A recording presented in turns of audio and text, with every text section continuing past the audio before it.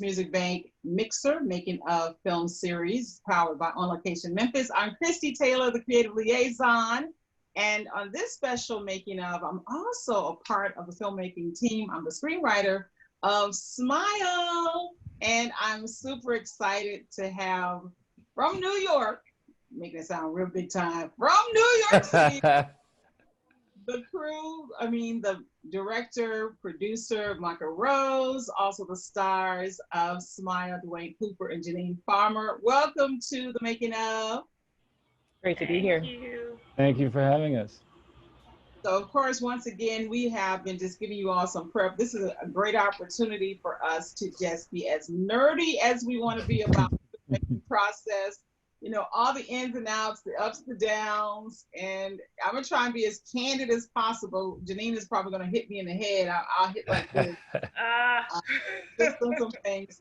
But first and foremost, what we do here for the MMB Mixers, the Making of Film series, is just set up the fact that kind of give a quick intro of who you are.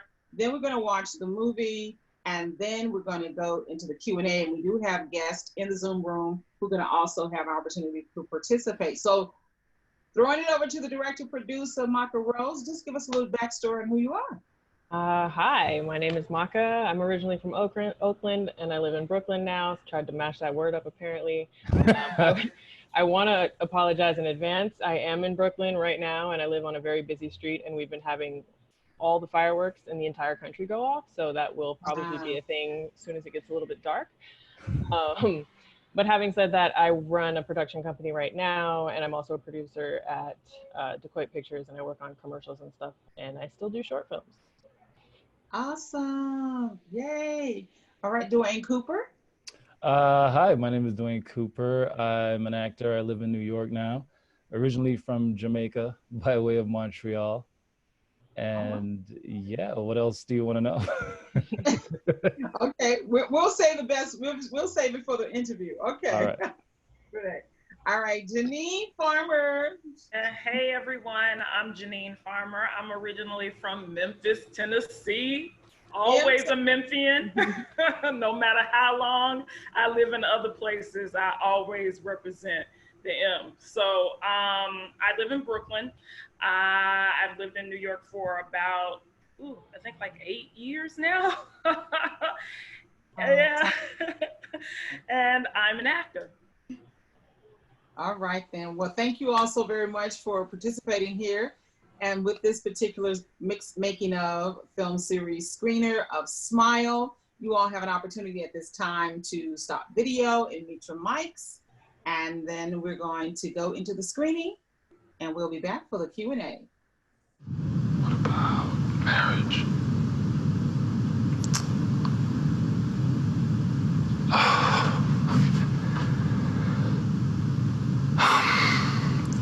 Do you want to see other people? Me neither. So we should, just see us all the time.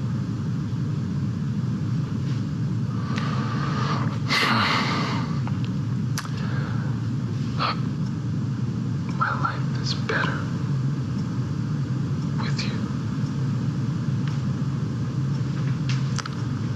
And I would like to keep it that way.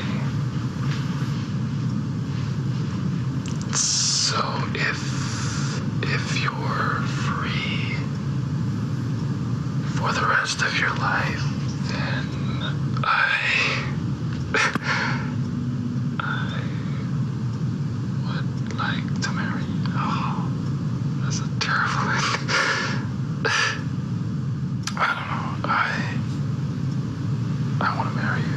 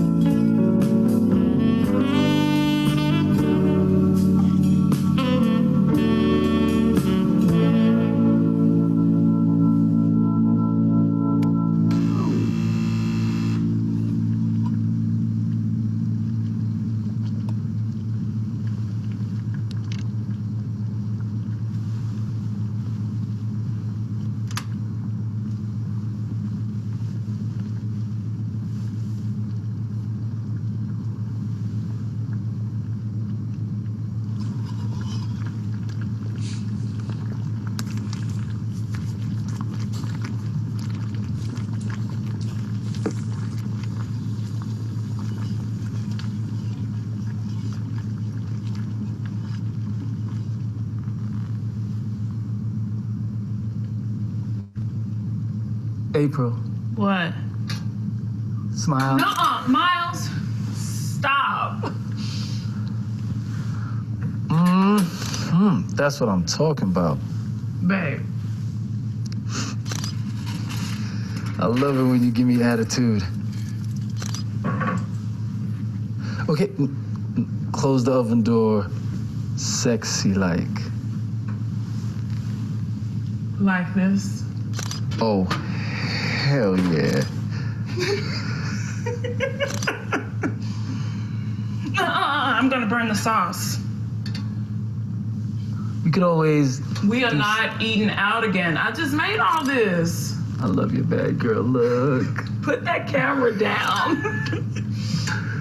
Ah, you missed.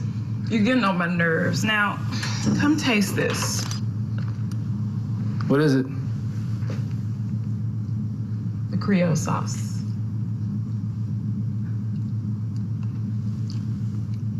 You're doing it up tonight. You like it? Tastes almost as good as you.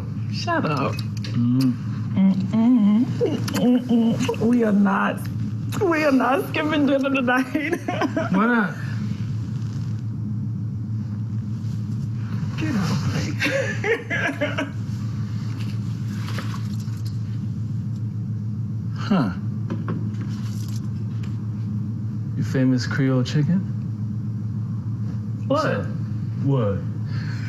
That's my favorite thing that you cook, and you never cook. I know. It's not my birthday.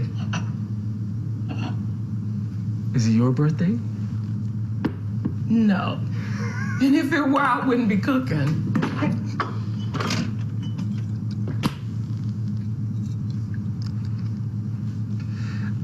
Okay.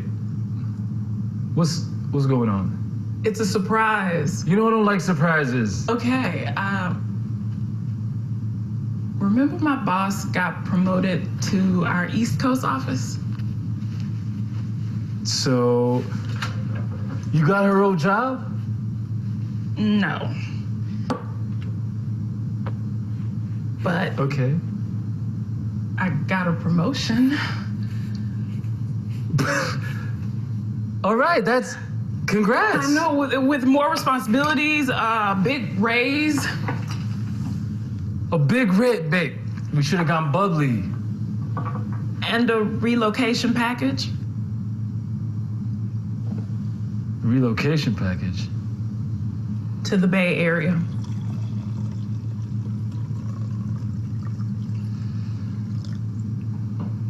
California. Yeah.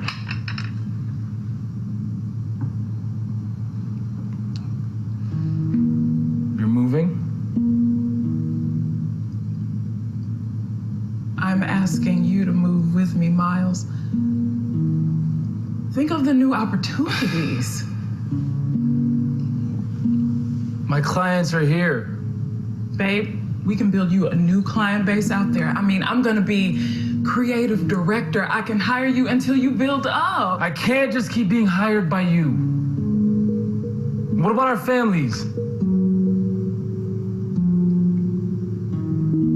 Are you saying you don't want to be a part of this anymore? I'm not saying that at all. But this is a really, really good opportunity for me. What about our friends? We don't know anyone out there. On top of that, it's expensive. I wouldn't be able to help pay. I'm getting a really good raise, and they're paying moving expenses too. And don't worry, I'm sure you'll get work. Babe, Miles,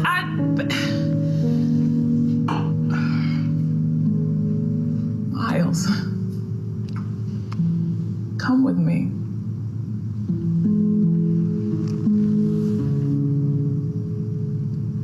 Smile, baby. Smile. Miles. That's a big deal. Me just moving cross country with you. I know that's not the point. What if we were married? What?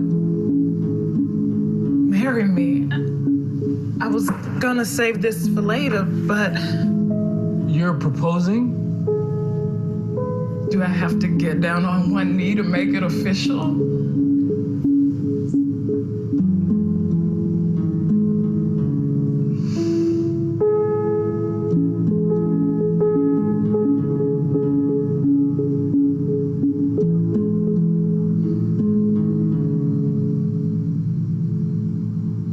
I don't believe this.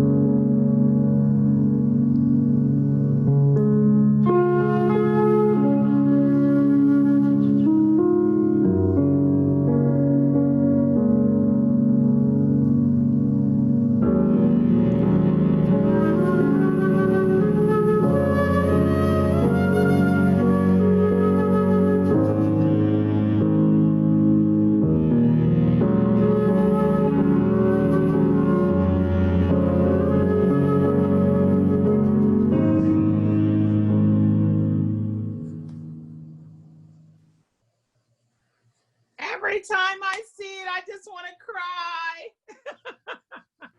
You all can unmute yourself and share your videos. Oh my God. I've seen it 1,000 times, but each time, it means so much. It means so much.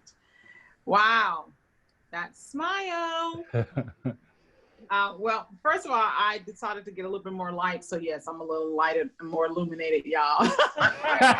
Hey, it's important. Yeah, I just thought I would go ahead and admit that.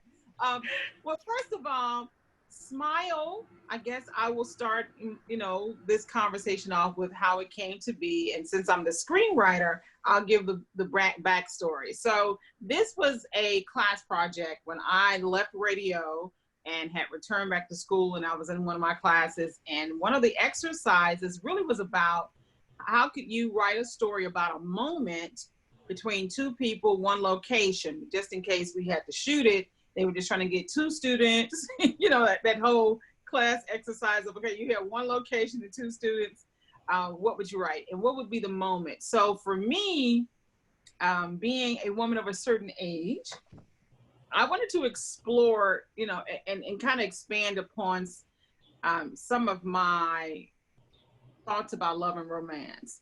And the what if you're a screenwriter, one of the best ways to start a storyline off is to ask a what if?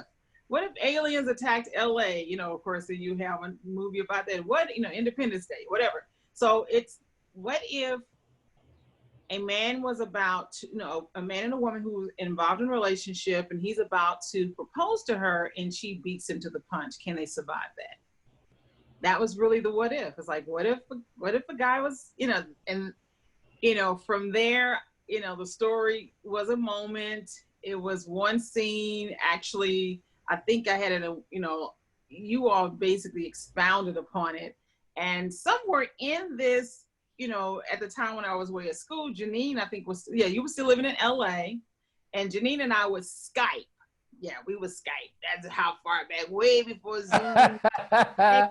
Me or Gilga hang out, we would be Skyping each other. Now I have to say, Janine and I have already a history because being from the M-Town, 901, she also was in another movie that I wrote, which was a feature film that was released, and I was thinking about this today, a decade ago, Insecure. It was something I co-wrote, and Janine was in that movie. So of course, but Janine and our relationship predates that, when we were both working at the radio station. I was on air, she was freshly out of college, and she was working on the road traffic reporter.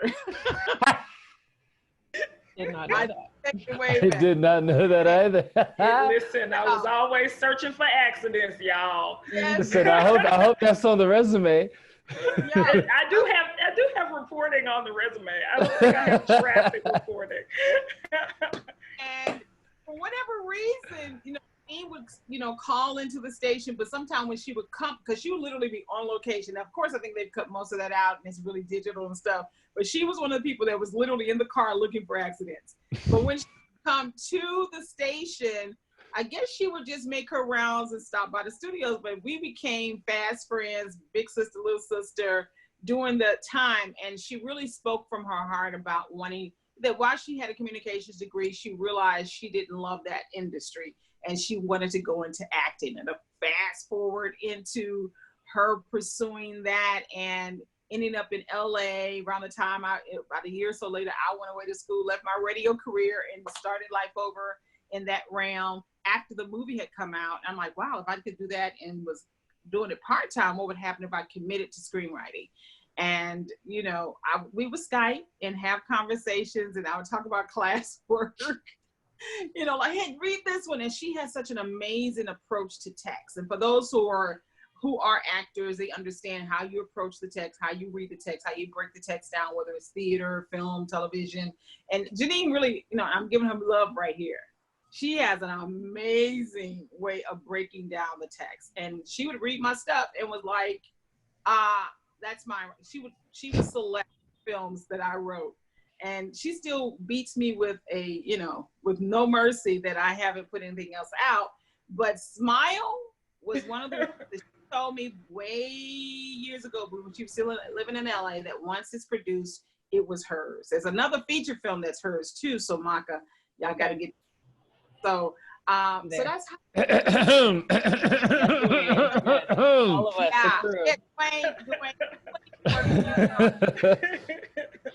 So from there, that's how we really did it. And then years fast forward, and I'm now going to toss it to Janine, because now, you know, it's somewhere in a laptop. I've come back to Memphis. I'm back in radio. And Janine has at some point moved to New York. So Janine, now it's you. As far as like how Smile got it. Okay. So just also. How did Smile get off of my laptop after years of you claiming it? Okay, so also just real quick, when I was looking for traffic accidents, I would listen to Christie on 95.7 Hallelujah FM. And so I'd call and be like, can you play that Ty Tribbett? Can you play? So I would call asking, and that's how I really got to know her. And then I go up to the studio. But how Smile got here, actually, it started in one of my classes. One of my grad acting classes, I got my MFA from the New School. for drama in acting, and one of my teachers said he needed us to bring in a 2-person scene. So initially I was like, oh, I'm just gonna take some out because it's mine. And I asked Christie if I could do it, and I worked it with a friend, and it was fine. I think a year later, Maka had posted something, and Maka and I was TAing a class that she was a part of at the new school. And that's how I got to know her. But I think, was it while you were still in school, right, Maka? Yeah. I think that class was over, but I remember Maka posting something on Facebook about needing a script. And I was like, I got one. I was like, I got the location, my house. There's actually a whole backstory to that too, yeah. And then I was like, we're gonna find a male actor. So Maka, you want to take it from there? Yeah, so I was still in school, and this was my grad project, my final project. And to be, you had said that your challenge was you had to write about a scene with 2 people in one location, and that was basically what I could afford. And so when I posted on Facebook, I was like, I want a script that's however many pages with 2 people in one location. And Janine was like, I got you. And not only that, Dwayne was pretty sure that you were going to say yes and knew that you were going to be the lead. Really? Also, really quickly, let me just mention this. First of all, I think, you know what? I had reached out to Dwayne, but we still had auditions. Yeah, I knew Dwayne because Dwayne was in a show at the new school during my first year at the new school. And he was a part of the 3rd year acting classes, final shows or whatever. I remember when Dwayne walked into the building and all the Black people were like, who is this? Also the non-Black people, we're not gonna talk about them because we gonna celebrate Juneteenth forever. Mm-hmm. But Black excellence. But I remembered him from that, and I went to one of you all's readings for that play. What was it? Intimate Apparel. Lynn Nottage. Yeah. Intimate Apparel, yeah. Intimate Apparel. And so I just always remembered. You. And so you were always in the back of my brain. And I think I told Maka about you. I mean, we had auditions. She just was pretty sure. Auditions. Oh man, and those auditions, some of them were. I was thinking, I remember that's what I had a feeling I got the part. I remember Maka telling a story. Like, yeah, the last guy that came in. Oh no, I just want to announce to the audience. Show up to auditions prepared, please. Yeah. Or Janine he didn't read the script. What do you mean? Like he wasn't off book? She was like, no. He didn't even read the script. But told us about how he was late because he was being an extra. Yeah, he was late for being an extra on something else that I was supposed to be impressed about. We're not going to name any names, but yes. I was so pissed that day. I had to read him. She read him like the Bible on Sunday. Let me tell y'all, to his face. Hey, it's a teachable moment. Anyway. Yes, always show up prepared. For everyone watching, I don't care if it is your Sunday school show. You better show up prepared. Doggone it. At least read the script. At least read the script you're auditioning with. Yes. So okay, so here you are. You now doing this for your senior project, which is your grad project, which is amazing. Wow. Okay. Yeah. And it was also, so it was the first thing that I worked that hard on. I made a whole production Bible. I had come up with different shots. I worked with the DP that shot that. We came up with what this look was going to be. I learned a lot from mistakes. I also, the week before that, decided it was a great idea to do a week-long film festival where you write, shoot, cast, and oh my God, and I almost died that October. So I shot a whole film from beginning to end the week before I did Smile, before we shot Smile, but had worked on Smile for that whole semester. And still those 2 are still 2 of the things that I'm most proud of. But what I loved about Smile, I actually want to tell a story that I think, actually before I tell that story, one of the things that people always ask me when they watch this is this a story about you and your boyfriend? Because there's so many similarities, right? So it's super funny to me that it's like, no, I didn't write it, but it is about it. There's a lot of elements, and after the fact, like watching it over and over, there's so much of it that is there. But and that leads me to what I wanted to say is it's because it's a universal story. Like I love to say, like, yeah, this is a Black film, this is Black love, but this is a story that I think most people who have been in a scenario like this can relate to, right? And I feel like that's what makes this short and this story sort of elevate to another place. It's not just a Black story. There's lots of people who have to move across country and people who are dealing with different, trying to deal with what their roles are and how are they going to compromise in a relationship. The other things I liked about this script and how Dwayne and Janine really, really worked on this was like they really explored masculinity and they looked at like their own emotional intelligence for the characters, and like what does that mean? And I felt like in such a short amount of time they covered so much ground, and I really want to speak to their professionalism on that because I learned so much from these two about just how they did character development and how they sat down. They did like 2 days of just sitting down and figuring out who these people were and what their backstories were and all this stuff that's not going to be in the film, but it's informing how they're responding to each other and how they're moving around each other in that space. And I thought that was just really, really amazing to watch. And it was one of those things that I want to tell all directors that are working with professional actors to learn to step back and let your actors act and do their job and do it well. I'm so glad you brought that up because I do know, like I said, Janine approaches the text very, very well. And when Dwayne, when I first saw, some of the rough cuts and how and I want to also say, Maki, you took a lot of liberty. You kept the core story. And of course, Janine had put some love on it because y'all talked about, some of the food that I was cooking. I was like, Christie. Oh, yeah. I forgot what the original food was. What was it? Was it souffle? It was something that we were like. It probably was something very fruit-free. Something that this very character difficult to cook and replicate on set. Yeah, and Christie can't even make the doggone souffle, which is like how you go. Sometimes you got to write what you don't know. That's exactly. Right. And okay, Dwayne, to my defense, I don't cook. So anything would have been a stretch.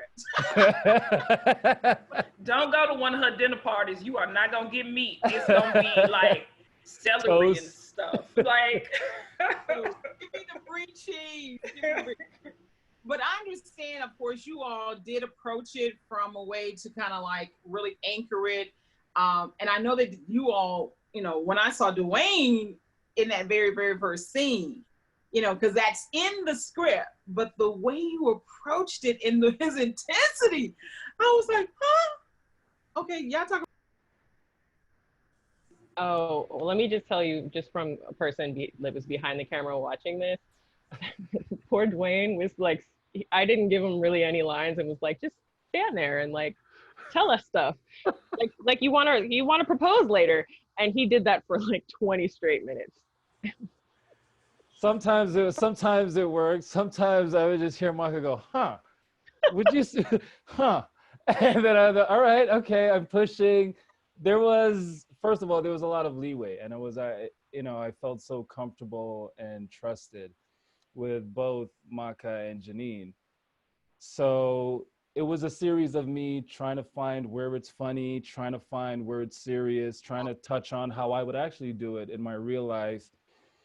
And then Maka just letting me roll. And then I would just listen to the breaths to find out when, okay, I think I'm doing something that might work. And then I would just hear out, and then I'd pull that back a little bit. And that was it, really. It was just like creating the space where I could play and be vulnerable. And it you would let me know. So beautifully because that's what I wanted. I wanted it to be in my soul, more than visual. In my soul, I wanted it to be a man who was so in love with this woman, and we're establishing that he is ready to make that step. Of course, I know what's going to happen later on. So when you establish that so beautifully, and it was some funny moments, But when you did that last line of where you all, you know, like, it's still to this day, it's like, the seriousness in your eyes. Okay, let's talk about your approach to acting. I mean, what are you thinking? I mean, I know Janine, but you know, we'll get into her too, but you have such a vulnerability. I don't know if that comes from training. I just try to be real at the end of the day, honestly. Do a ton of research, be prepared, learn your lines, and then just play. I think I can only be that comfortable based on the people around me. So reading the material, responding to the material, everything Maka said earlier, I agree with. It was, yes, it's a black, you know, just on paper, it's great. It's black writer, female writer, black female lead, black female director. And so already it's a great space to be in. You know, so the approach is just to listen, really, just work hard and listen. Now, Dwayne, I've had this, you know, viewed by a few personal friends, and some have been Black men, and I've had two polarizing views on your approach to what happens in the storyline. What was your take when you first read the script? I mean, just you, Dwayne, like, would you do that, or, you know, would you have recoiled, or would you be like, oh, okay, let's get married right now, you know? Well, there's two things. I don't think it was just about getting married. It was him having to move and uproot his life. If it was just she proposed to me and I've got a ring, I think Dwayne would have been like, oh, SH. And it would have been, you know, a celebration. But because the other element was there of having to move, it became about pride and traditional gender roles, as Maka was pointing to. So I had to find that part of myself. What's making me feel unequal in this relationship? And what do I think equality means? Is it just about the money, or is it about a man does this and a woman does that? And then having to check yourself when you realize, oh, you're behaving based on ego and not love, because both parties are actually showing love. Right. You know, two people who buy rings at the same time and are planning to propose at the same, you know, it's pretty spectacular. So anything that disrupts that has to be about ego and pride. Wow, that's deep. Okay, Janine, you've lived with this story a long time. You made some emotional investments into it, and I can tell what you're saying, the fact that you and Dwayne did a lot of the work. What was your approach, and how did you sell it to him? I don't know if I had to sell it to Dwayne. My approach was always about getting a better understanding of who April is, why she wants this, why she would make the choice to ask him as opposed to waiting. You know, I think especially coming from the South and growing up with parents who are baby boomers born in the 40s, it's like my mom would always say this to me, and it's from the Bible. She would say, the Bible says, he that findeth a wife, not she, like, wait on him to, like, and it was all, and the thing was, it wasn't always about marriage. It could be about, like, making a phone call to a dude. Like, why, you know? And you don't ask a dude out, a dude asks you out. Right. And so April is not about that life. She's like, good things are going on. I want you here with me. Let's not procrastinate. If good things are happening in my life, then good things are happening in our lives. So let's get it. Let's do this together.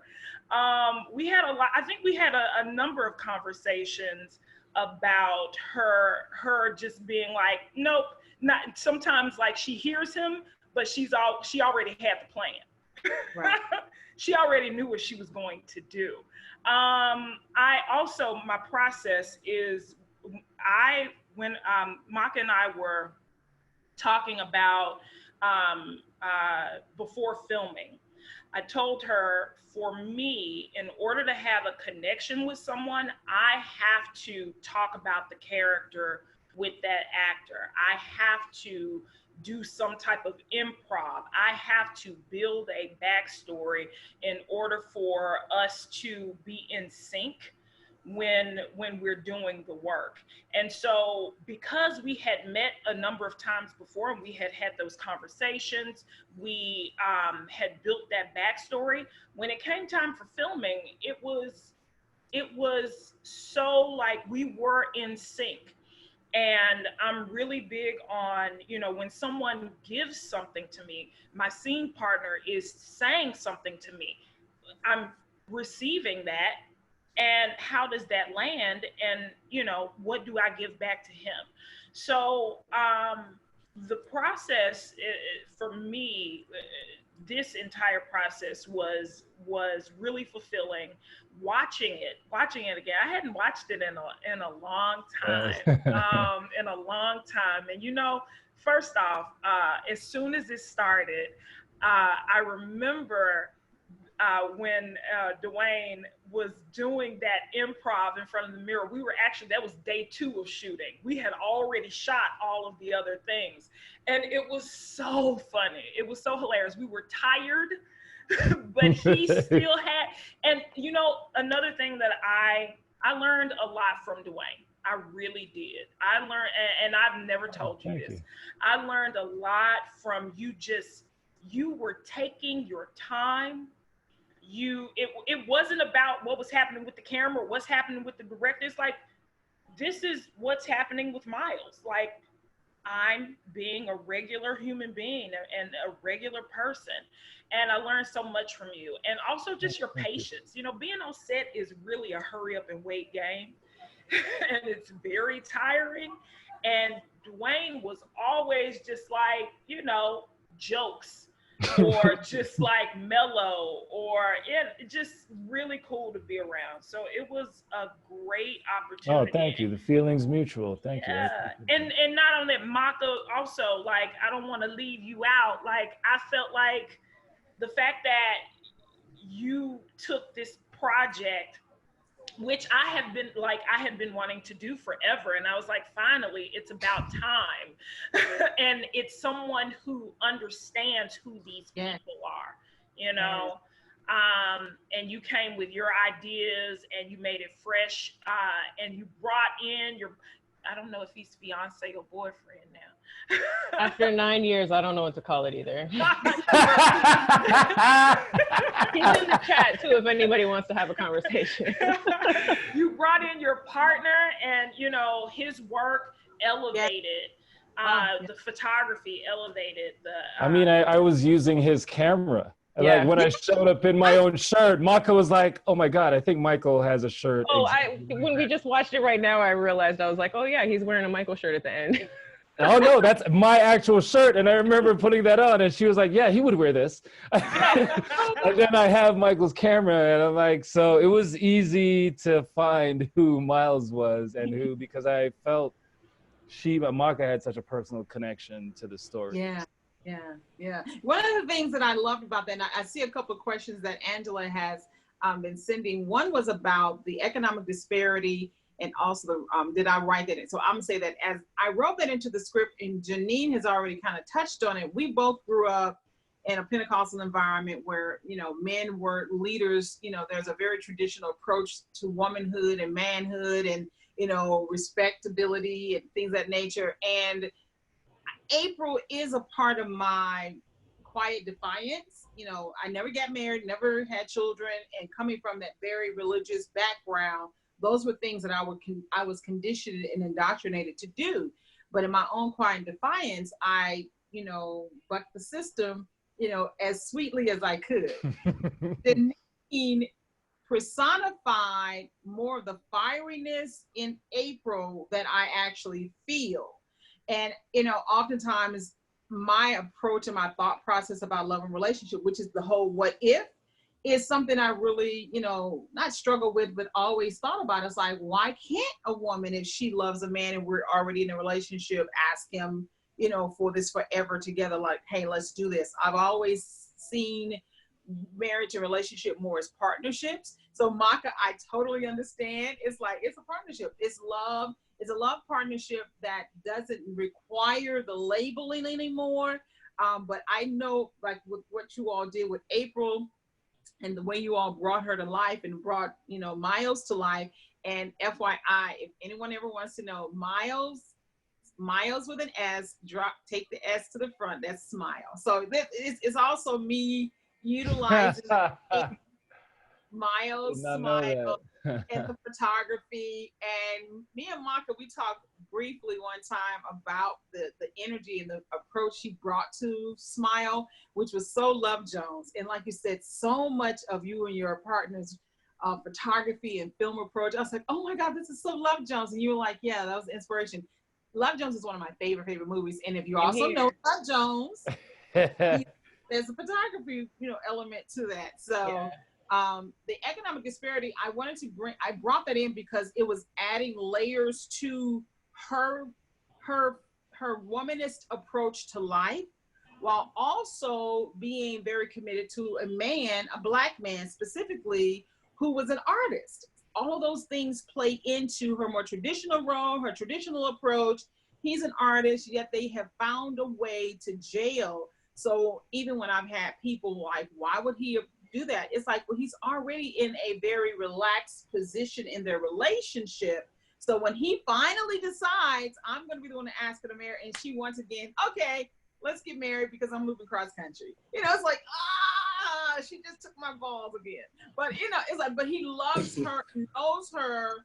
So he already knows I love this shit. And I love, one of the things Janine told me by the end of the script was that you just talk too much. So when you all remove that last little bit of dialogue, and it was strictly action. When I tell you, every time I watched it, I was like, oh, it needed no words. It needed no words. Janine called it right. So yeah, so I did introduce the whole womanist aspect of April, her economic viability, and his role as a partner who loves her in all of her glory, who also has been able to work within the realm of his artistry. And one of the things that comes up in the story a lot too is the fact that she has been giving him work. Let's talk about that, y'all. Maka? Is this film about me and my boyfriend? Maybe.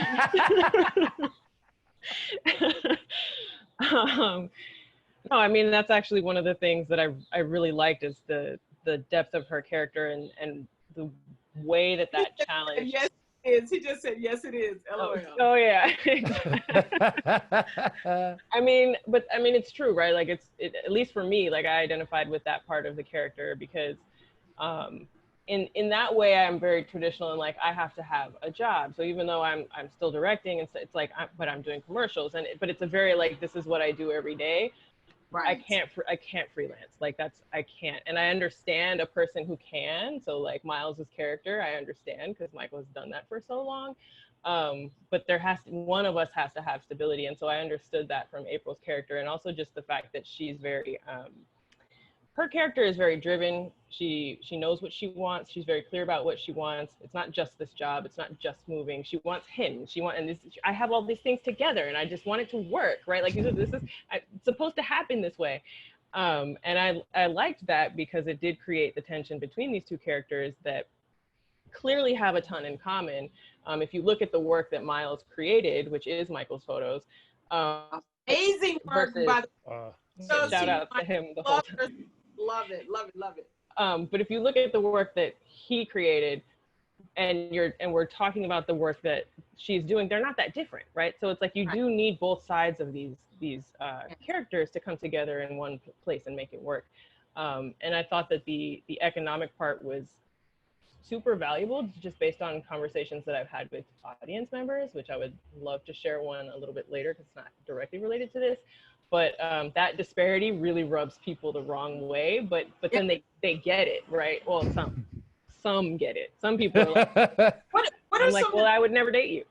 Right. Okay, because let's talk about that, because we do have men who, you know, in Black culture who have bought into the I'm very progressive, but when you present this storyline, all of that I don't even know what generation comes up. Because I know some elders who were from the turn of the century who would have been like, this is family, no matter who's working outside the home, you know what I'm saying? So there's a chapter in Black history in the last 100 years where Black men start buying into this, I have to be the one earning this amount of money, when traditionally Black people, particularly as Juneteenth weekend, after emancipation, it was whoever could get it in, whoever could bring money to the table, whoever had an opportunity to help feed, clothe, shelter our kids as we were rebuilding our lives. So I think I also have that in me, because I did move from DC as a little girl and moved it for about 4 or 5 years, was living in the deep rural South. And a lot of the men in 1970 something, they were still in agriculture. And yet their wives had gone away to high school and some had gone to college and they were working in offices. So you already know, even if they were a secretary, they were earning more than their husband who was still in the field. But it was a lot of mad respect for those men. So even though I moved back into the city with more traditional bros getting degrees, suited up, suited and booted, and yet, so what were some of the rub that you've gotten, Maka, when it comes to the economic disparity piece? I mean, it's a little bit different because the places that I've seen it screened have all been major cities, and generally it'll be non-Black men that have issues with that role change. Seriously? Yeah, and that's fine. Like, I feel like if that's what you need to feed your ego, that's you, right? Like, and that's not even like a slam. I don't mean it in that way. Because I'm gonna do me, right? I've never even thought about that. The racial aspect of how somebody outside of our culture would view that. Wow. Or I even think about the idea of how much a ring should cost. Right. I don't know if that came from the Black community, like 3 months salary.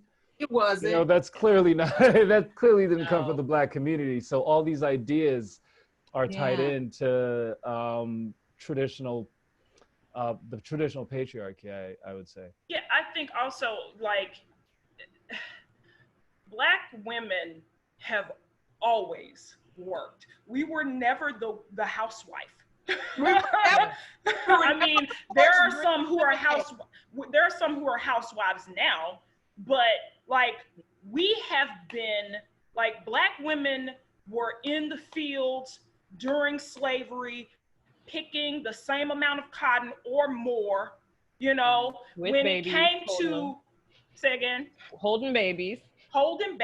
Yeah, when but it babies came are to light, though. whatever, Dwayne. Babies are the lightest a human is ever gonna be. So whatever. When it came to the women's holding suffrage, an adult and picking cotton. when it came to the women's suffrage movement, Black women were not considered to be a part of that. But I'm not surprised that white men were like, oh no, because their women have always, or I don't want to say their women, they have seen white women as being frail and they should be in the home and they should take care of the house while I get the money, while I go out and, get the bacon. So I'm not surprised by that at all. I mean, this image is sold to white women as well. Right. The idea is for a white woman or a certain woman to want to be taken care of. To be kept, right? To be kept. Mm-hmm. The bigger the ring, the more kept you are, the better your life is, so on and so forth. Right. That is so interesting. Okay, so some of the processes, we talked about Michael's work in this, but okay, let's get back to you, Maka, as director and producer. What were your thoughts? I want to kind of get into the nerdy part of it, even, the way you shot the angles, and Angela has definitely asked about the music scoring, and we can even talk about some of that. So let's get into nitty-gritty. Well, one, I want to say that Janine made my life so much easier on this project. Literally everything else I've ever worked on, I'm going to give you this advice. I know that when you're first starting, you're going to have to produce and direct your stuff. But like, after that first few, don't ever do it, ever. You cannot do both jobs. It's like you will have a meltdown. And it's because they are completely different jobs, right? And I want to make that super clear. So like, a director doesn't just sit there and tell everybody what to do. you're really thinking about the story, and you are working with the actors, and you are working with sound, and you're talking to your editors ahead of time, and you're figuring out like what's the color palette. Things like Dwayne really shouldn't have wore a gray jacket in front of gray cabinets, Maka. Things you learn after the fact. That had I not also been producing, I maybe would have been able to spend a lot more time on things like wardrobe and really working that stuff out. But you are thinking, like, for this project, like I said, Janine made it easy. She had the location, pretty much everything was inside. It was only 2 actors. It made it so much easier. And a lot of the work was just, let's get who these characters are and what their movements are going to be like, and what are they feeling. And those are the things that were like really important here. Now, I was and am too broke to afford Michael Kiwanuka, who I originally had his music in the film, and I really, really liked his opening. Couldn't afford that $20,000. And so Christie put me in touch with Donald Hayes, who did the music. And he's a good friend of yours that he's a musician in LA who scored it for us. That's why Donald Hayes is from Memphis, Tennessee, lives in LA, has been out there, I think, since UCLA years. But he is one of the most renowned jazz. I mean, he's a phenomenal saxophonist. And we bumped into each other when I was in LA. And, you know, he knew that I was there. And I was kind of like, oh, I didn't know. He said, yeah. And if you ever need anything for a project, let me know. Now, of course, I get back to Memphis and you all start working on this. And when I tell you, he works with major people. And I just said, he did say if I ever needed it. I know it's a short film, but maybe. And I reached out. I'm like, hey, grad student, New York, can you talk to her? I don't know if there's a budget. You know, I'm like, I'm trying to be respectful. In other words, it's like, I didn't want to say, they got no money. But I was like, just have a conversation. He was like, yeah. So you can tell me what happened after that. Well, he did ask me, did I have any money? And I was like, don't you just love the film? And ultimately, yeah, he did. And that's why he did it. And I really appreciate it. I really like the music and how it turned out. We went through a couple versions just because what I also learned from this and something I learned from him is, are you a director that is going to edit to the music, or are you going to make these scenes out of the music? And what I mean by that is, like, I know what the soundtrack is based on songs I already know. So I'm just gonna have to learn how to raise money specifically for copyrights. I learned that from this, because I can't think about what it sounds like after, if that makes sense. I knew, like, the music that I had in there initially, I knew that's what it sounded like. And that's very important to me. And now when I make stuff, I actually make Spotify playlists for it. And this is like the unofficial soundtrack to the stuff that I'm making. And at this point, like, I just have to figure out how I'm going to do that.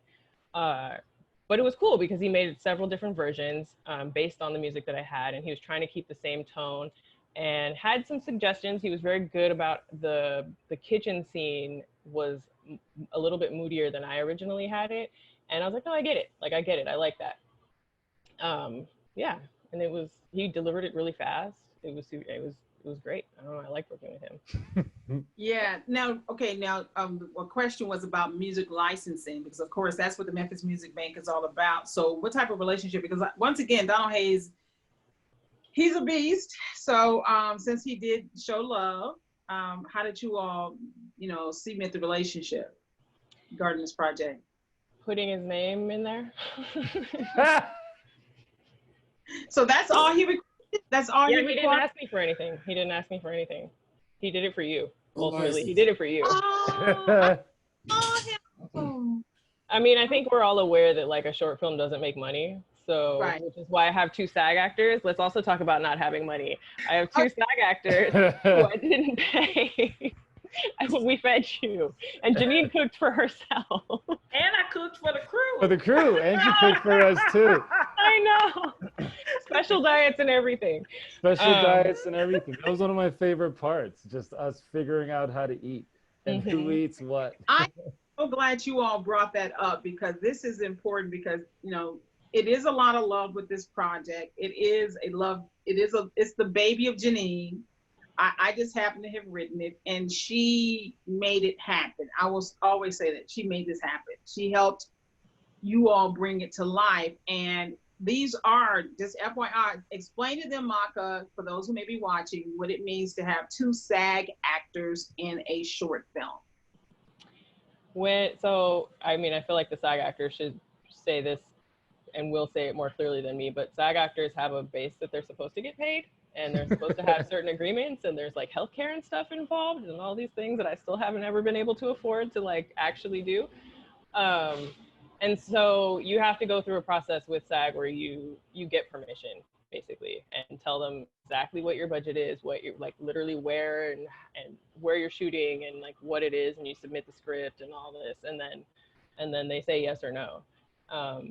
I suspect they're probably not, unless this film was to go to like cons, which, you know, it's not even long enough for that.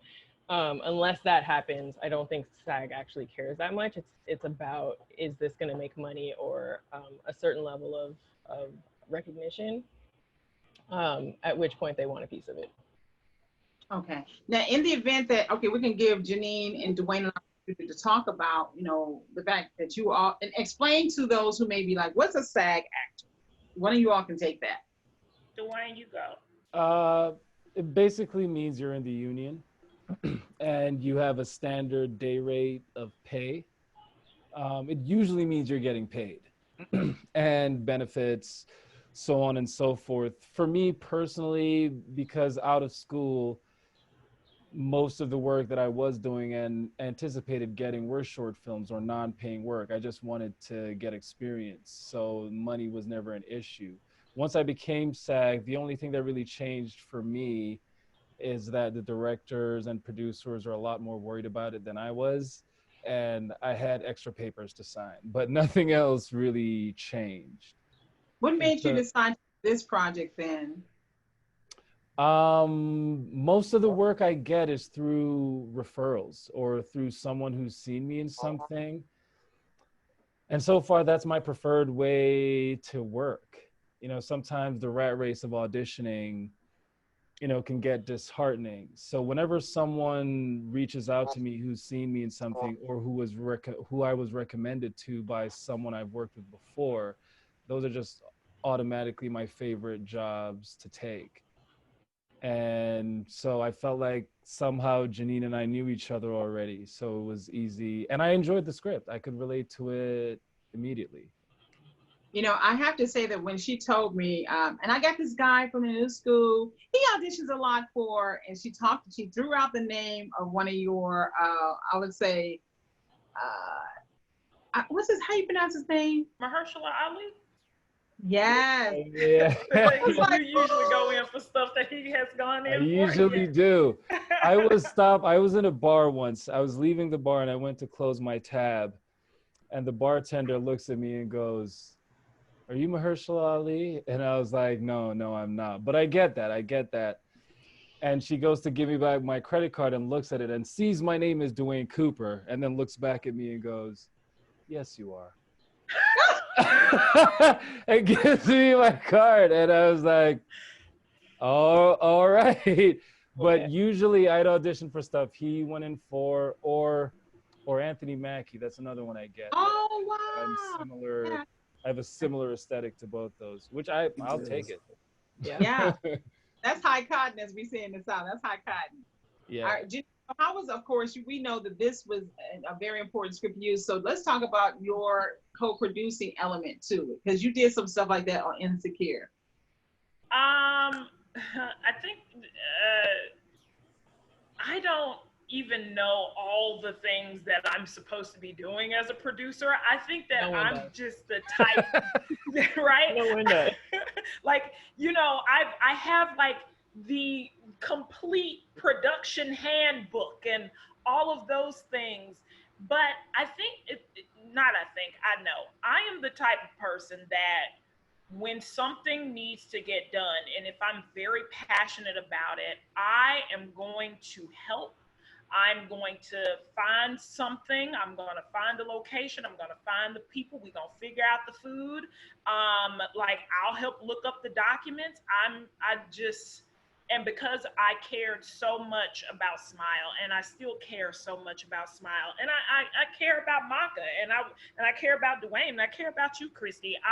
Whenever I care about something so deeply, I'm gonna go like balls to the wall. I'm gonna go 135% to make sure that it gets done. And I think that, you know, maybe all of those things about me being like, I'm gonna help you, which I think is how April is. And honestly, I think a lot of Black women are like that. We are the type of women that are like, you need something, I got you.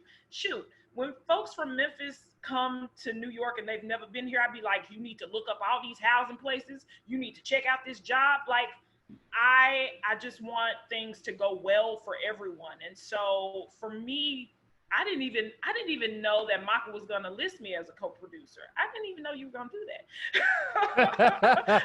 I mean, you brought half of that film together. There's actually a location. When I was in class, several of the other directors in the class were like, I wouldn't have done that. You gave too much power to this actress, but like lots of times. And it was funny because our professor, Marcus Turner, who's worked with like Spike Lee and a lot of people, he was like, sometimes that's the package. Like, he's like, sometimes that's what you get. And he was like, and quite frankly, she got handed the golden ticket because I didn't have to figure out all the other parts. Which, you know, thank you. Oh, can you explain, what do you mean they said it's not a good idea to give an actor that much power? I need to say this nicely. I think that people have ideas of what they need to have control over in terms of their story, in terms of whatever it is they're creating, right? And I didn't have those same things for this, right? I didn't feel like I need to micromanage every aspect of this because even though because I didn't write it, right? Janine came and was like, I'm in it, right? I was like, okay, it's not even a conversation. Cool. We're halfway there. Yeah, we're already there. How many actors? One more? Wait a minute, hold on. No. This is a quick meeting. I did say, I was like, if you do this script, all I ask is that I be in it. And I wasn't going to take it from you. Like, I mean, so it was just funny because when I made the ask, it was definitely like, I need a script and a location and, you know, whatever. And I was very vague about it. And it all just sort of showed up. I think like 2 weeks before I needed it too, which is like, was really down to the wire. And it was just because I got an email over like 2 weeks before class started and it was like, oh, we hope you have a script ready when you show up. Which I didn't, obviously. And so I don't know, I appreciated it in that sense because I've worked on so many other things where I don't know what a producer does and I do it every day. We just answer all the questions to the best of our ability. Wow, I love this. Now I do want to say for those who are checking us out, if you want to get in on the conversation, there is a raise hand feature. You can also submit to the chat and or the Q&A. Let me put my glasses on to see what questions. Okay. Did you purposely add the economic disparity between the male and female? That was a yes. Did you also play into the response to being proposed to? Who wrote the music? And how did you pull the budget together to shoot the short film? And okay, those were the questions. And anybody else who want to, you can raise your hand or submit questions in the Q&A or chat. I think the whole budget for this film was like $500 or $600. Wow. I didn't even know what the budget was. And it was all my money. At that time, I was working as a grad student, so that it was literally all my money. Actually, there's one thing. So because part of the reason why I did the film festival the week before is because they gave us a grant to do that film, and I took money from that grant to make this film. So. Yeah, I was just trying to make it work. I do actually want to tell a story that I think is super important to this because it's one of my favorite moments from this film. I was screening it and it was a very diverse audience and I was very proud of it. And the first few comments were very much like, oh, you know, it's kind of flat. I don't know, whatever. Non-Black people, it's very important I say that. Or I didn't identify with this part or that part. And it was meant for feedback because I wasn't in a fine cut yet. And sort of that kind of went, and a lot of other people were like, they loved it, blah, blah, blah, whatever. And it was all like, okay, this isn't really great, like criticism, cool. So afterwards though, 3 Black guys came up to me and one of them starts talking and he's like, I was too emotional to say something then, but I want to stop you now to talk about this. He was like, that was really important to me. He was like, because I didn't, all 3 of them, they're like, we didn't realize we were bracing ourselves for him to be violent, to attack her, or he was going to get shot that night, or like some tragedy was going to happen. And one of them was like, literally, like, I was bracing myself for this. And when it didn't happen, and it was just that he had to sort of just deal with himself and show up for his woman, he was like, that I needed to see that. Oh my God. That meant more to me than literally anything else I've heard about this, because you know, there's so many shots and things that I wish I had redone and all this, but that was important. And that's why I love this story. It's why I love you guys as actors. I love like that's the emotion that we're bringing, because yeah, when I watch a lot of Black films, there's so much of that, right? And it's like, why can't we just have a story that doesn't have those things? It doesn't have to be like, I was even looking at Amazon has a list, because you know Black is hot right now, but literally it's like Black in the struggle, and it's like, why do we have to struggle? Like every single one is a struggle. Every single one is about being Black and about the struggle. There's no existential crises possible. There's no Black people just thinking and we can't loving. just be. It's always there always has to be an issue. And it has to be bigger than, like, our stories have to be bigger than, and we have to be bigger than, and it can't just be like a slice of life story. We can't just be, and that's what I love about this. And he named it, and at this point, whenever I'm doing like mentoring sessions with Black students who are in film, one thing I want to remind them and everybody in this audience, you don't have to make a story for everyone else. Your story doesn't have to be universal, right? And that's really important to me, because if you tell your story and you tell it authentically, there will be some universality in it. And those are the moments that are going to mean more to you than, like, well, to me at least, than if I made a Marvel movie that's fluff, right? Like, all right, cool, I made money, but like, what did I give people? Right. Oh my God. This is okay. So first of all, before we get to that, okay, we have a hand raised. Dwayne, yay! Hey, Maka. Hi. I do want to say real quick, Dwayne, I noticed that your response to her, you know, talking about those 3 gentlemen, you're like, why did you do that? Because of what's going on right now. You know, you make a short film and then the family breaks up and you don't see people for a while. So this was an opportunity for me to think about the film again and watch the film again. Since the day you reached out to us, I've been thinking about it. And with everything that's going on now, I was always proud of the film, but now I feel even more proud. I feel like we need films like this. This is a part of what's missing. And watching it again and feeling like it's timeless, it's Black excellence, and it's just us being people. It's not, like, us being Black has nothing to do with the core story.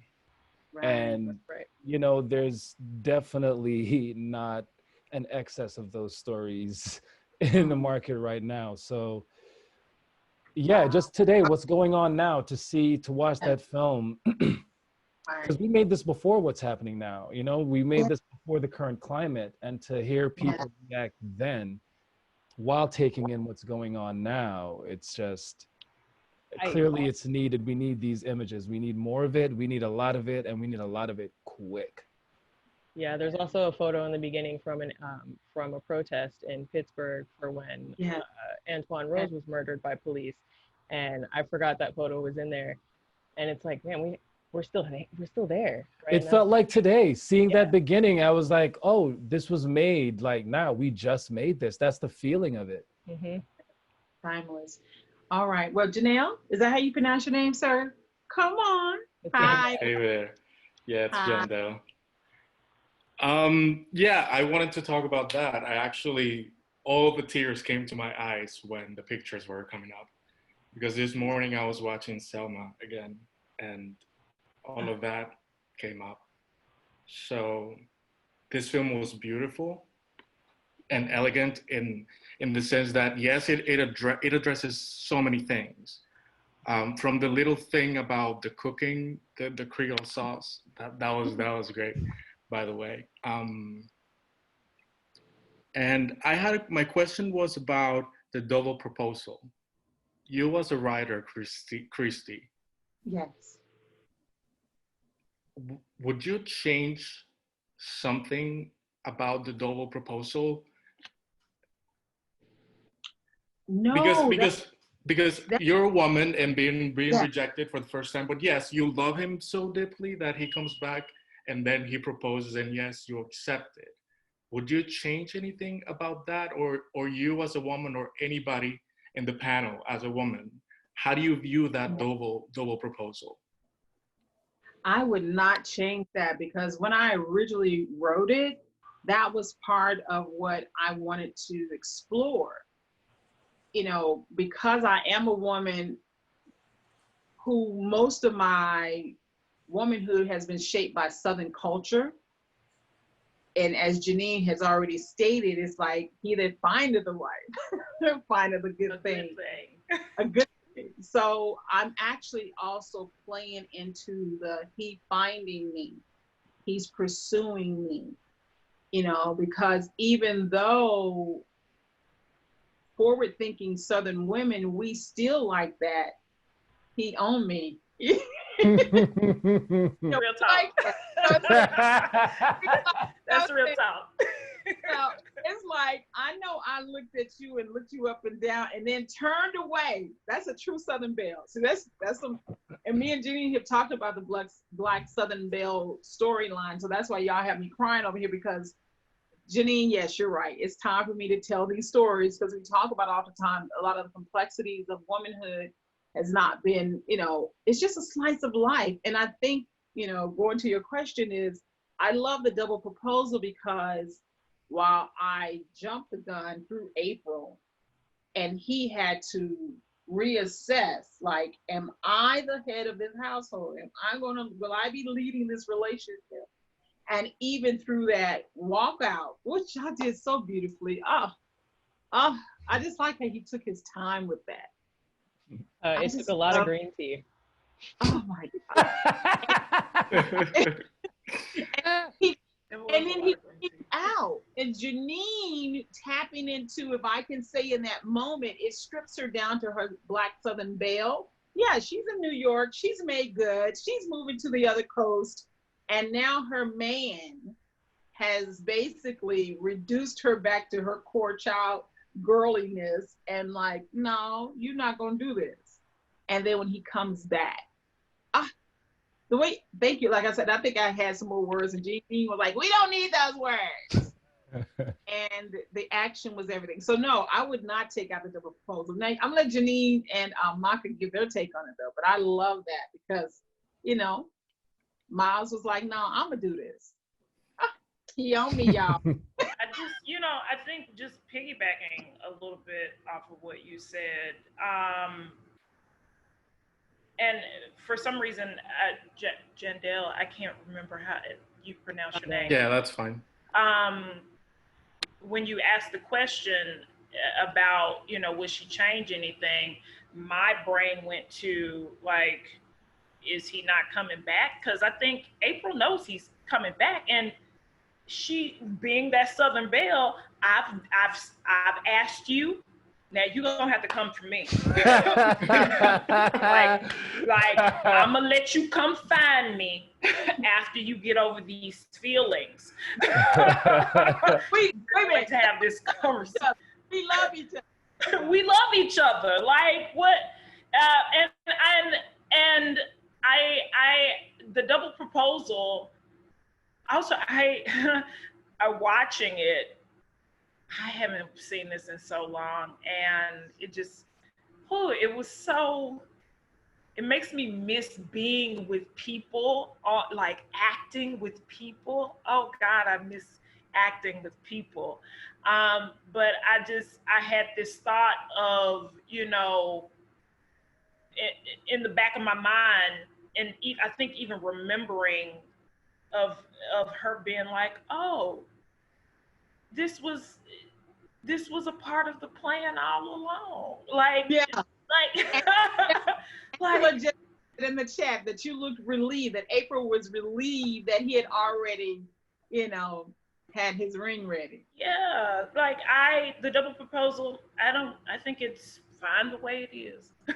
I just want to point out that Yandel is a lead actor in another short that I directed, and he's a great actor, and I really enjoyed working with him. So I'm glad he's here today. Thank you. Yandel. I thought that the double proposal was like the key turning point here, right? I thought that was the moment where they both have to consider what are they willing to compromise. Yeah. Because there's a moment that you're not sure if April is going to take this job, right? Like, at least in my mind as a viewer, I don't know, is she going to stay then? Is he going to come back? Did they just break up? But they obviously love each other. There couldn't have been another way, in my mind, to question all those things, to also question their roles as a man and a woman in this relationship, who has the financial power in this relationship, I felt like all of those things were addressed in just that story trick. Wow. Thank you. And I want to commend the actors. When I first met Maka, I was so fresh and naive. It was like over a year now. Yeah. It's been a long time. But I want to tell them that it shows. They're taking their time. They're breathing through it. So good job, guys. Thank you. Thank you. He also thanked you for teaching me so much about how to work with actors.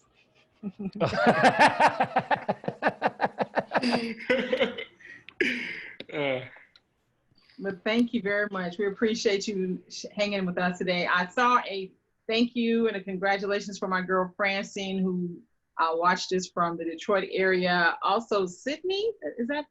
Hi, Sydney.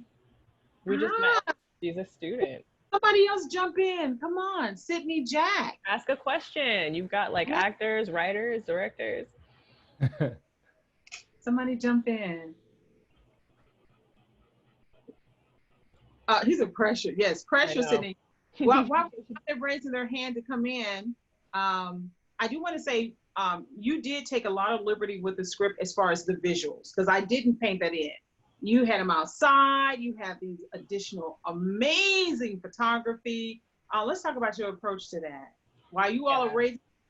So there's sort of two ways that people write scripts. And if you're in school, they're going to tell you off top, don't write any of the visuals for the most part into a script. And I'm sure that as actors, you guys have seen, most scripts probably don't have a ton of direction in them.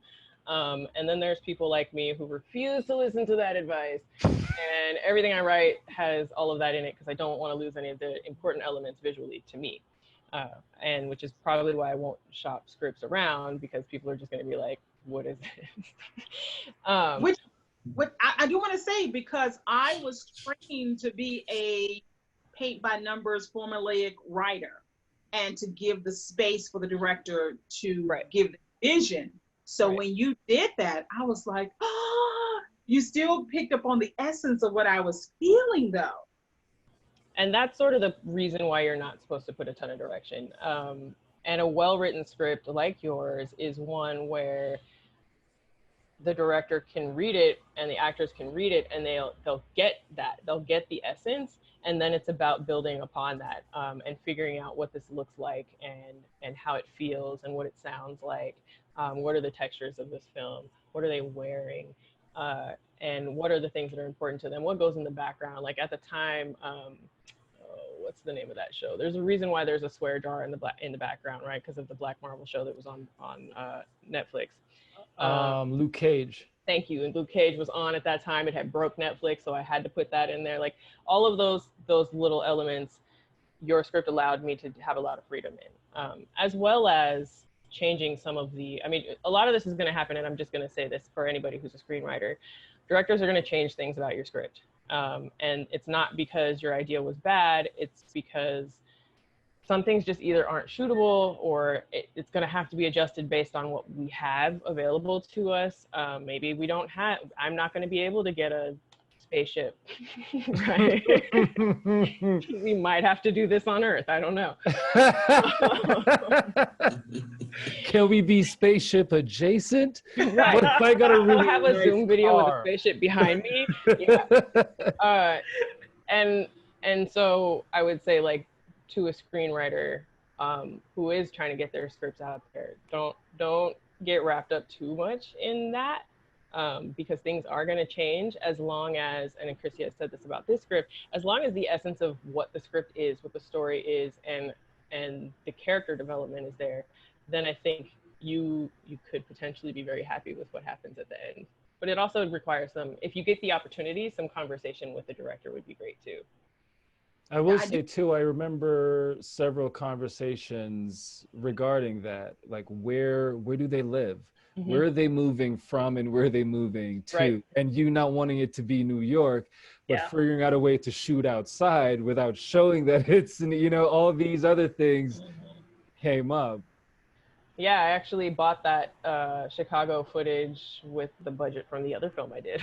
Because I think in the story I had Chicago to, I don't know, I think I had it Chicago. Just says East Coast. It literally, I remember it said East Coast, and I was like, well, they can't be in New York. There's no more Easter than that. and so that was so amazing. That made it, when you did the Chicago skyline, it made it look so big. You're like, first of all, when he was walking down the street, that made it look big. And I said, y'all had an extra? I don't know if she had to sign the. That's a little guerrilla shooting. That's like, is somebody going to ring the bell? Yeah. How are you going to get in the door? Right. Well, just walk and just put your hand on the handle and I'll cut. Perfect. Yeah. That building is around the corner from my building. And the funny thing, my super, I had to beg my super to like film in the apartment. And then he was like, you know, y'all can't film at the other buildings. And so we just kind of was like, we just gonna walk around and just not see the super.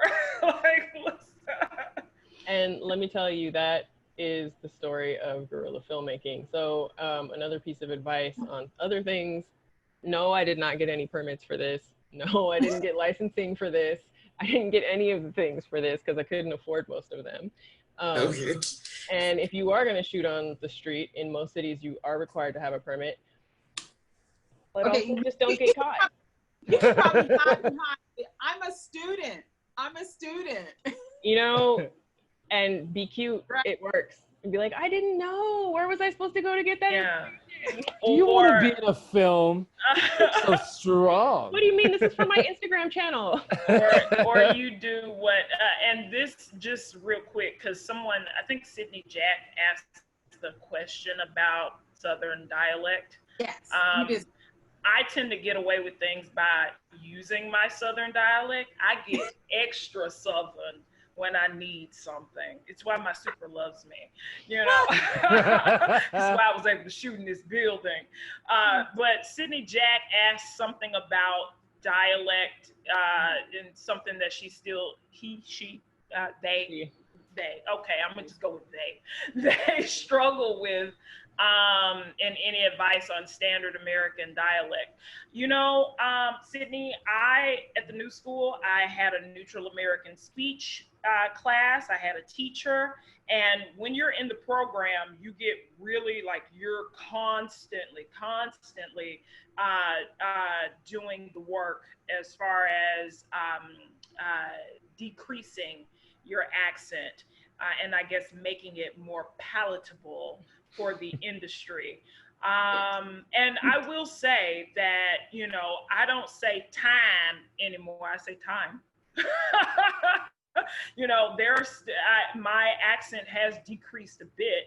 However, I am, depending on what I'm doing, I find that when I'm always trying to change my accent, I'm not as authentic Right. as I want to be as an actor. Yes, I know as an actor you have to change things up, but sometimes I just feel like my accent is my natural, just like that's who I am, the realist. That's the real Janine. And so, yeah, it's a struggle trying to go into neutral American speech, but it just means constantly repetition, taking a class, working with a dialect coach, sometimes even I have a habit. If you're really good at picking up on other people's accents, I do that. Sometimes I'll watch the TV and I'll like repeat what other people are saying in order to get more neutral. So it's going to be a struggle. It might, you just, and when I say that, I also mean that you're going to have to do work in order to neutralize your speech if that's what you want to do.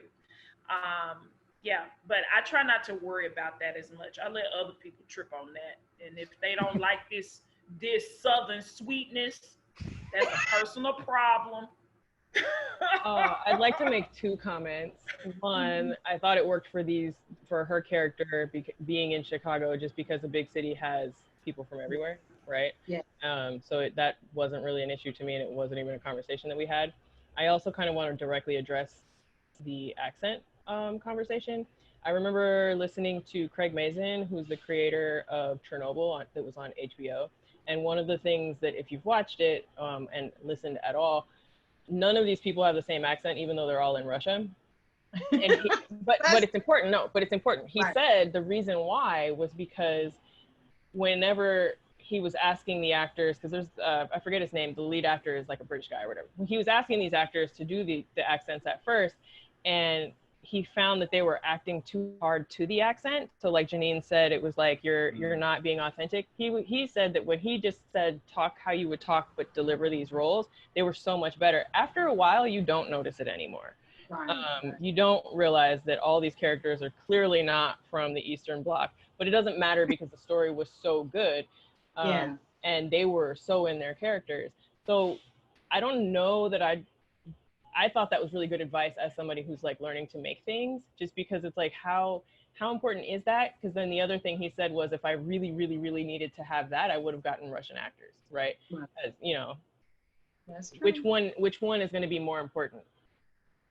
Also, just real quick, Sydney, when you go into casting offices, for instance, if you're going into a Law and Order, into casting for Law and Order, any of the shows that are shot in New York, the casting director, if you go in there and you talk with your regular accent, they'll probably be like, okay, you just want to minimize your dialect a bit. So just know going into you have to do your research on this too. Before, like when you're going into certain casting offices, depending on the show, some shows are open and they're like, yeah, your accent is fine. But shows like Law and Order, FBI, some shows that are a part of like the Chicago One franchise, they really are not big on your accent. So you just have to know when you go in to start working on minimizing it. Yeah. But I'm also hoping that conversation starts to change, because when I first started auditioning, numerous times I was asked to sound more urban. Wow. Countless times I was asked to black it up in real time. So I'm not even from America. I'm from Jamaica originally. So I went through a Jamaican accent, then a French Canadian accent to even sound like this. And the reason I sound like this is because as an actor, once it really sinked in that I wanted to be an actor, the mission became be as clear as you can possibly be. Acting is listening. We're sharing information. So whatever you need to sound like to make what you're saying as clear as possible, do that. And then obviously they teach you in school how to have a non-regional accent. But to Janine's point, at some point, sound like you. Like do what you like. Be real. Do the work. And because an accent is something you can work on after the fact. You know, it's like it's the seasoning, but you have to like be ready with the meal first. I Right. think the ingredients first. And So then one thing I hope too, go ahead. oh, I'm sorry. Sydney said, thank you. True. Thank you. Thank you.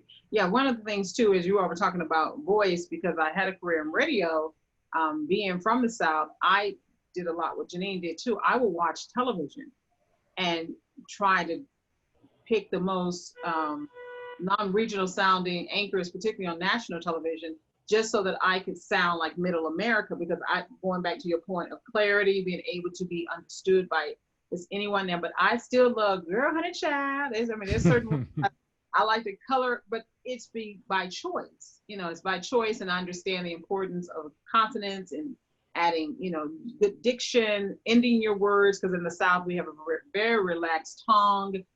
So we, honey.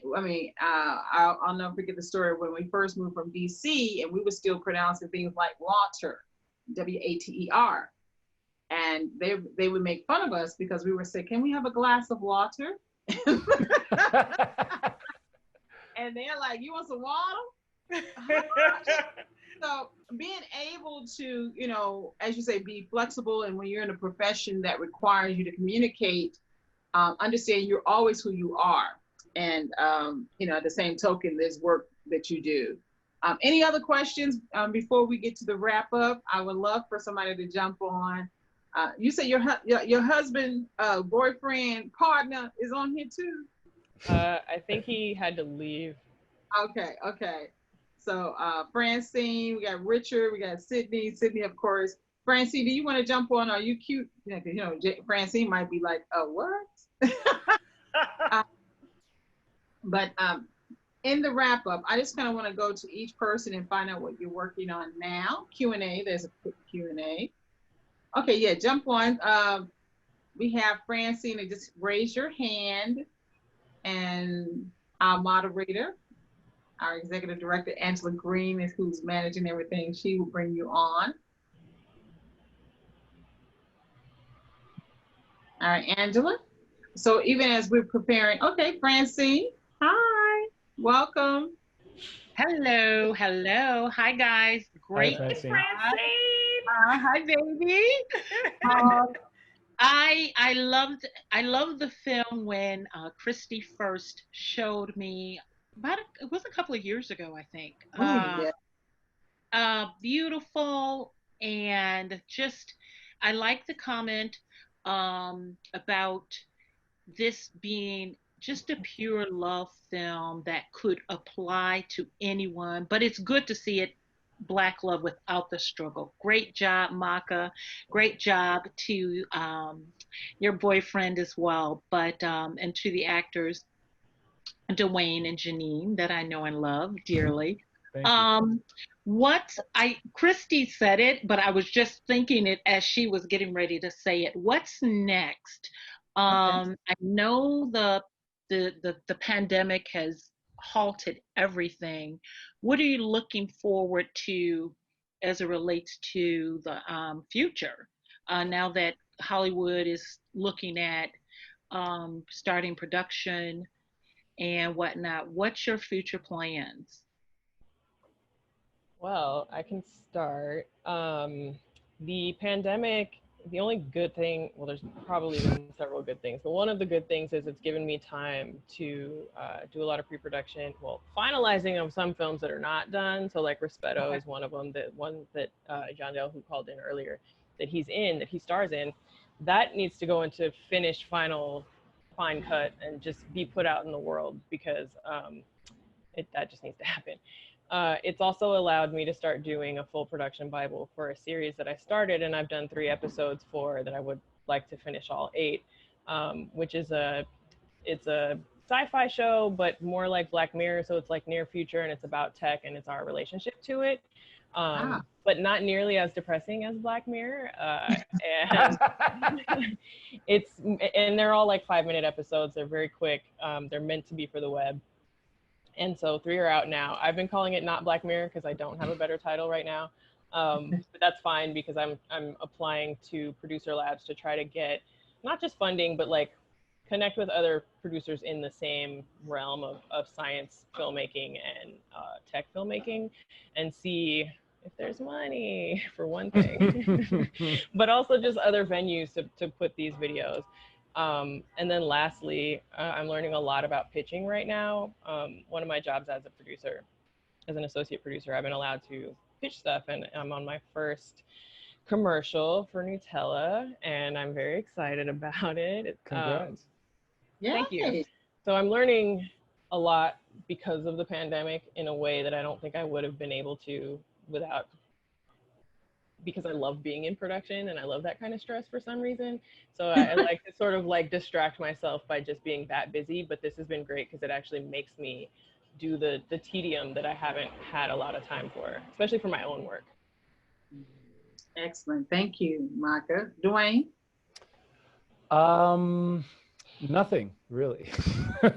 Right at the start of the quarantine, I don't know, it just occurred to me the potential that I won't be working the way I like to work until next year, probably. That I don't think I ever doubted or questioned. I am seeing here and there different companies or production companies or casting offices start to pick back up. So I'm doing self-tapes every once in a while. So I see slow progress being made. But right now I have a short film I made last year that's in post-production. Other than that, all my theater stuff is gone. Like we're hit pretty hard. Shetler Studios, and a place I go to so often, shut down forever. So I can't imagine how and when.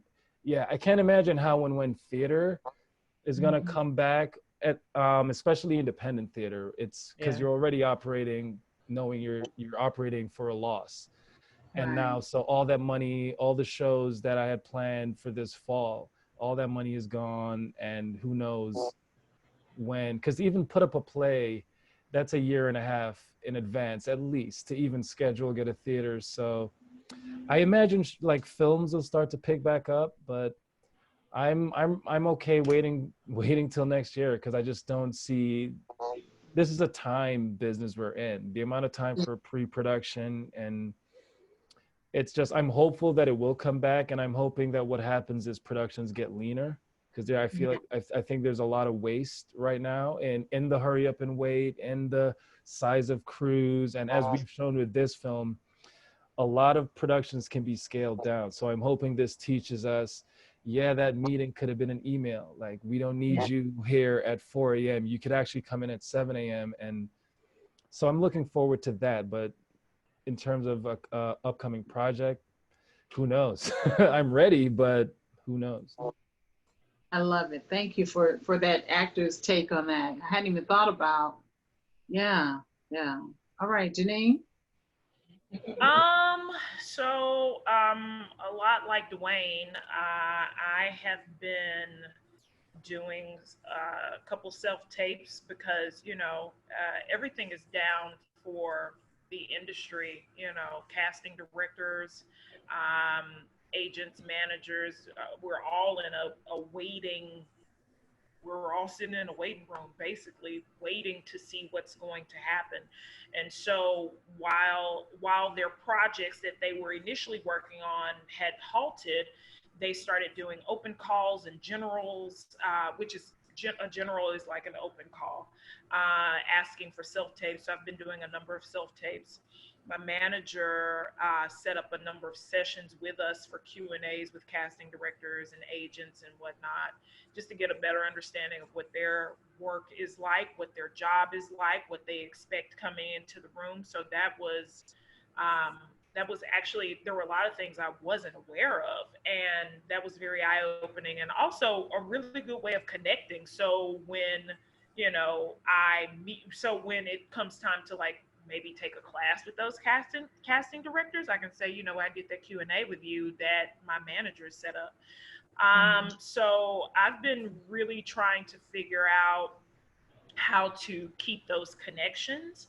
And there has also been a lot of fear, and my fear comes out in like hills and valleys, and I think that's life. Some days I'm like, I'm great, I did yoga. Oh. Like I went for a run, and then the next day is like, I don't want to get off this couch. I don't know what's happening with the industry.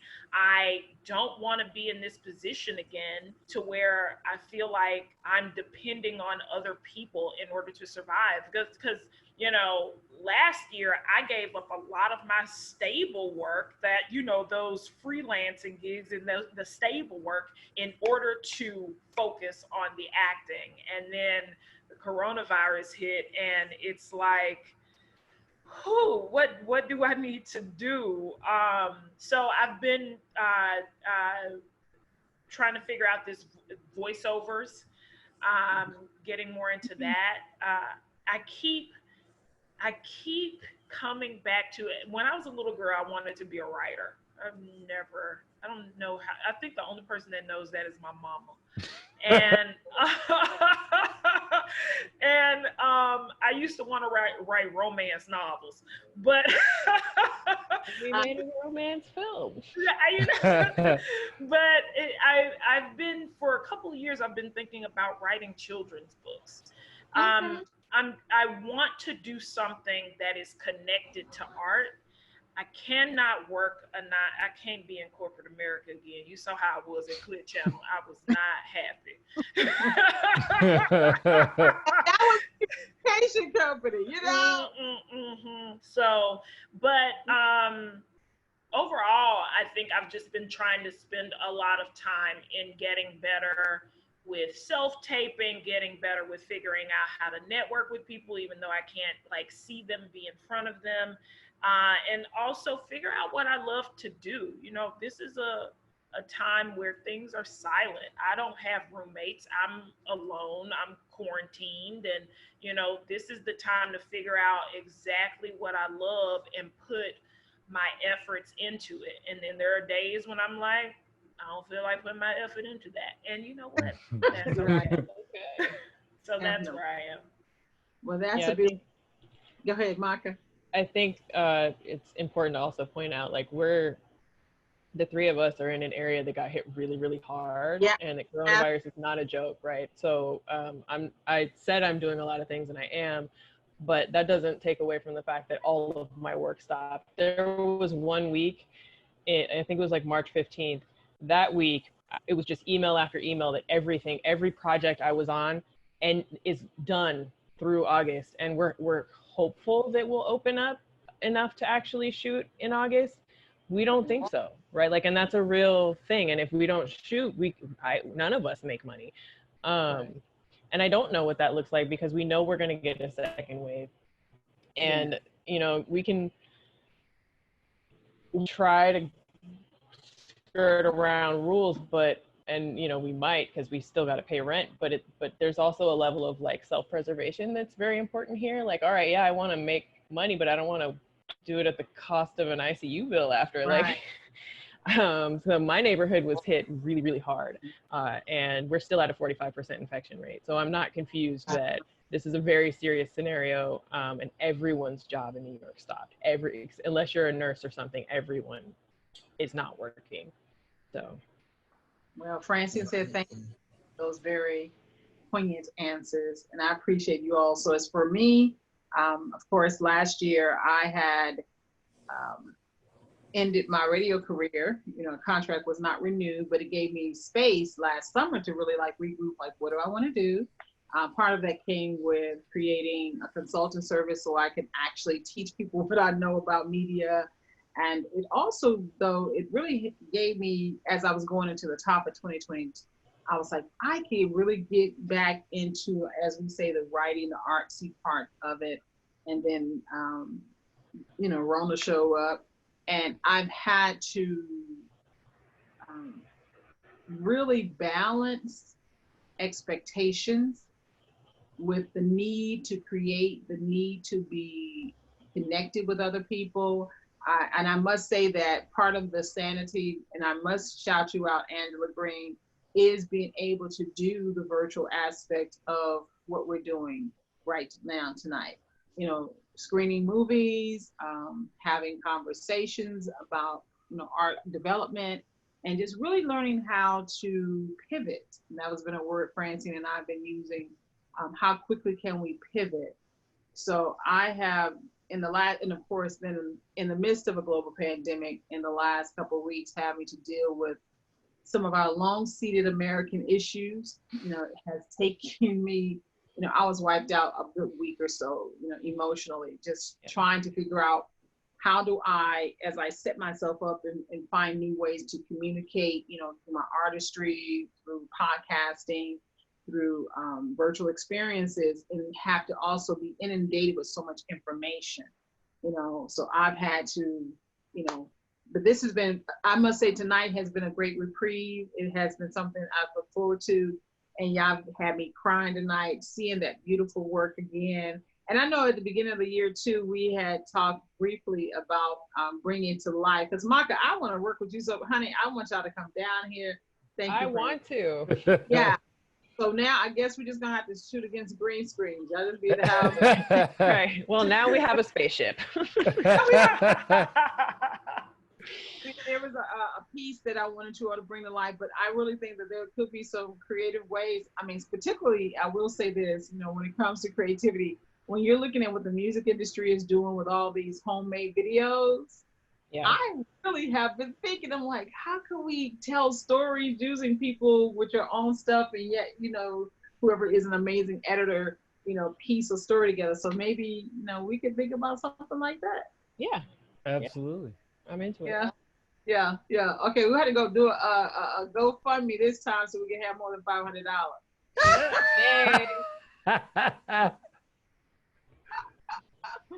But love to you all, and thank you all for showing up tonight. Thank you all so very much. It's an awesome idea. Yeah, somebody said awesome idea. Yeah. So, you know, I probably just threw that out there, but for sure, you know, we'll find ways to express our creativity. And thank you all for bringing Smile to life. Thank you so much, Dwayne and Janine and Maka. Thank you.